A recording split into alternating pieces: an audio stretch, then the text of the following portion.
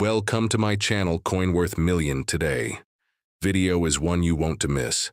We're diving into the world of coins, top 1 euro cent. If you like the video, please like and subscribe, so let's get it started. The 1 euro cent coin minted in the year 2005 stands as a remarkable symbol of the European Union's economic unity and cultural plurality.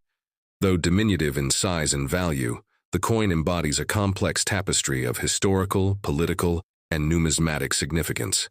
To understand its place in the broader context of European monetary development, one must first explore the origins of the euro itself, delve into the intricate design choices that shaped the coin's aesthetic, analyze the minting processes and metallurgy involved, and consider the social and economic functions it served in its time. More than just a fraction of a currency, the 1 euro cent of 2005 represents a moment in time, anchored in policy, shaped by geography, and immortalized in copper-plated steel. The euro, introduced in non-physical form in 1999 and in coin and banknote form in 2002, replaced a multitude of national currencies across the Eurozone. The transition was a mammoth economic and political project, one that required meticulous coordination among participating states. By 2005, the euro had become a daily reality for over 300 million people. The 1 euro cent coin, although often overlooked due to its low monetary value, was essential in pricing precision and monetary change across the continent. In 2005, the coin was minted by various national mints in the Eurozone, each imprinting its national identity on the reverse side of the coin, while sharing a common European face on the obverse side. This duality of unity and diversity is at the heart of what the euro represents. The common side of the 1 euro cent coin, designed by Belgian artist Luc Loix, remained unchanged across all member states. It features a globe situated in the bottom right quadrant, emphasizing Europe's place in the world. 6 horizontal lines with 12 stars emerge from the globe's eastern edge, symbolizing the European Union's flag. The globe highlights the European continent, with slight inclusion of parts of Africa and Asia, creating a visual narrative that portrays Europe not as isolated, but as a connected part of a global system. The subtle interplay of geography and geometry reflects both order and openness.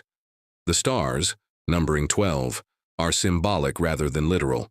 They represent completeness and unity, not the number of member states, which had already expanded beyond 12 by 2005. On the reverse side, each member state had the liberty to design a national motif, making the 1 euro cent an intriguing collector's item. For instance, the German version featured an oak twig, symbolizing strength and continuity, a motif also seen on the Pfennig coins of pre-Euro Germany. France used a young feminine Marianne in profile, wearing a Phrygian cap to signify liberty, while Italy chose the Castel del Monte, a 13th century fortress with perfect octagonal symmetry, reflecting the fusion of culture and science. Each national design tells a story about the values, history, and identity of the country in question.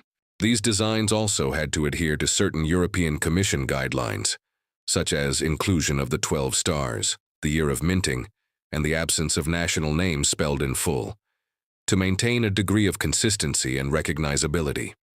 In 2005, various European mints struck the 1 euro cent coin, including the Royal Mint of Belgium, the Monnaie de Paris, the German mints in Berlin, Munich, Stuttgart, Hamburg, and Karlsruhe, and others across Spain, Italy, and beyond.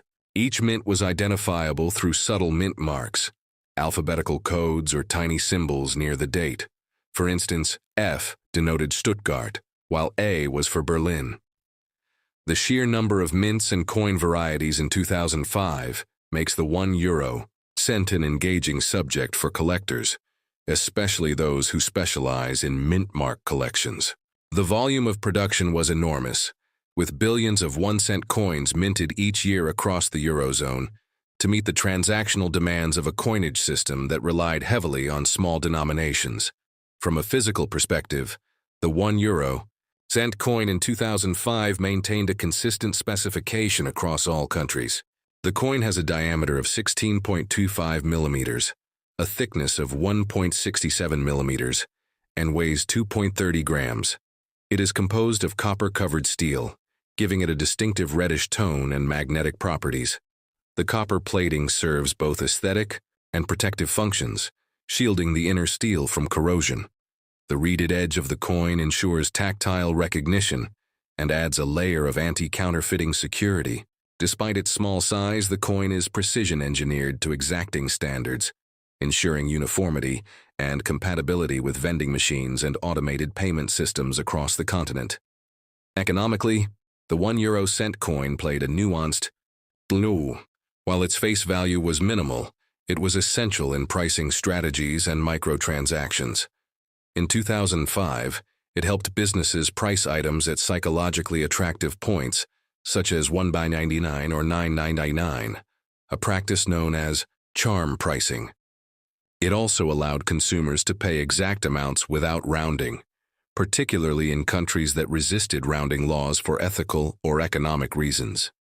However, the coin also raised questions about practicality and cost. By 2005, there were already murmurs about whether the 1 and 2 cent coins were economically viable. Minting and distributing such coins often cost more than their face value, leading some countries, such as the Netherlands and Finland, to adopt rounding rules and limit their circulation. In the realm of numismatics, the €1 coin from 2005 occupies an intriguing position. It is not rare nor particularly valuable in the collector's market. Most examples are worth only their face value. However, mint state or uncirculated specimens, especially those with unique errors or limited mintages from smaller countries like Luxembourg or Slovenia, can fetch higher prices. Die errors, off-center strikes, and double minting can all elevate a coin's desirability.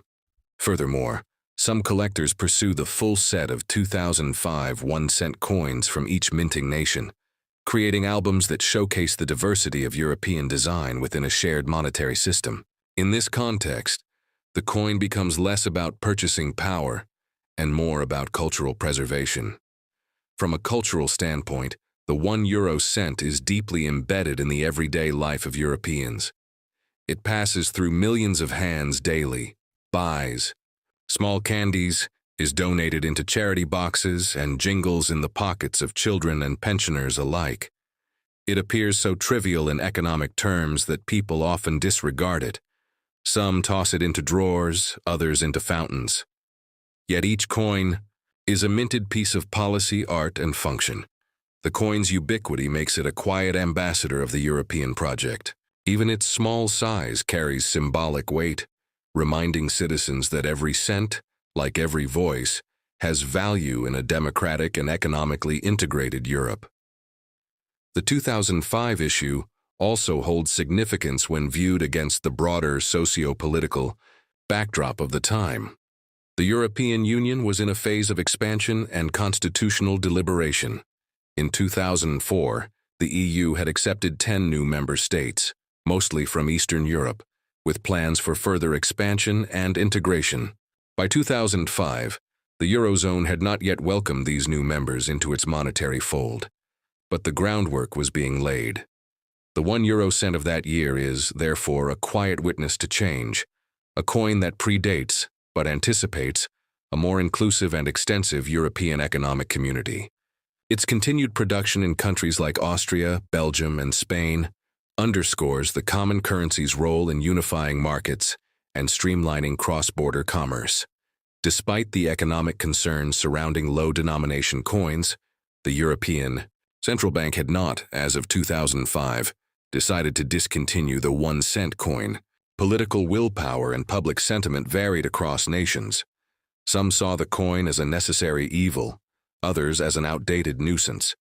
Yet many governments chose to maintain its circulation, fearing that its removal would disproportionately affect lower-income populations, increase prices through rounding, or erode public trust in monetary institutions. These debates were particularly vibrant in 2005, setting the stage for more serious policy considerations in the following decade.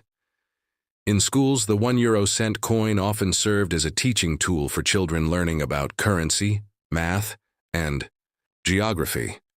Educators used the coin's design to prompt discussions about the European Union, national symbols, and even metallurgy.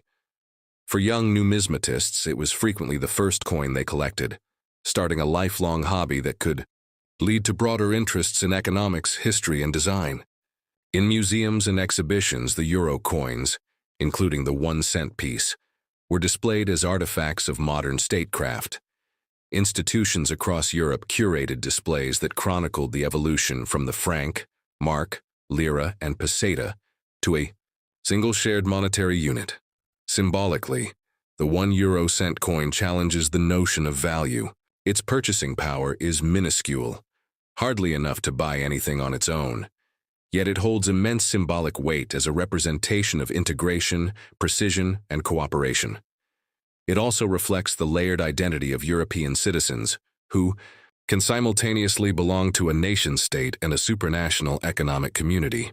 2005, as debates around the failed European constitution unfolded, the euro coinage, quiet, reliable, consistent, offered a tangible and functional example of European unity that contrasted with political discord.